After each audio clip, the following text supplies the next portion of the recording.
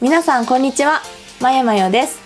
私はヘアメイクのプロスクールに通いながらショーの現場や撮影の現場に行かせていただいてます。今日は私のバッグの中身を紹介します。私は普段リュックを使ってます。このリュックが赤色っていうこともあって、私はデジモンのギルモンっていうキャラクターが好きなんですけど、このギルモンに合わせてこの赤で統一してみました。でいつも持ち歩いてるのが100均なんですけど、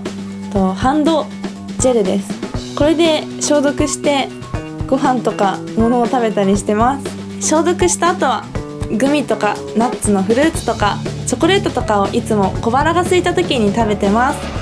ヘアメイクの現場に行ったりすると時間が長いのとご飯を食べる暇がないので、こういった歯ごたえのあるものや糖分の多いものを口にすることで、よしまた頑張るぞっていう気になれます。これはお気に入りのアイドリッシュセブンの王様プリンのポーチです。私はいつもこの中にハンドクリームとネイルケアオイルとビタミン C の粉のやつですね。ビタミン C とあとプラセンタのゼリーのやつを、健康食品を入れてます。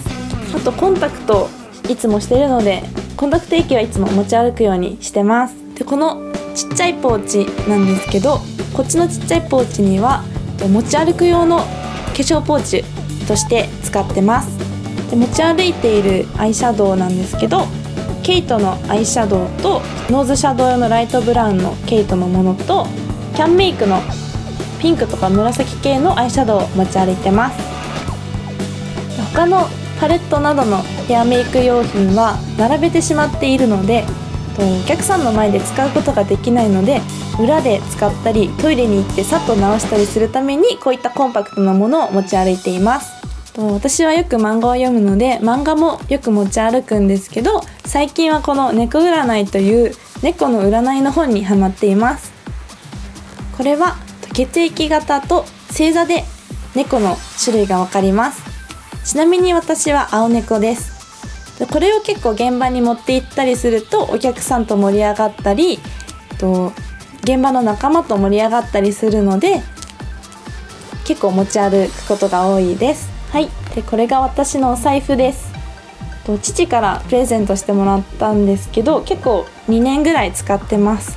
結構金色なので金運が上がるかなと信じて使ってます。以上、私のカバンの中身でした。私はトリップバートナーさんというところでガイドサービスを行っております。ガイドサービスは出張ヘアメイクのガイドサービスとコスプレのコーディネートをするよというサービスをしているので、もしよかったらサイトをご覧ください。で完璧に趣味なんですけど、コスプレとか男装のメイクとかその様子を SNS の Twitter でよく更新してるので、よかったら Twitter にも遊びに来てください。詳細はぜひ下の方をご覧ください。チャンネル登録と他の動画もぜひ見てくださいね。バイバイ。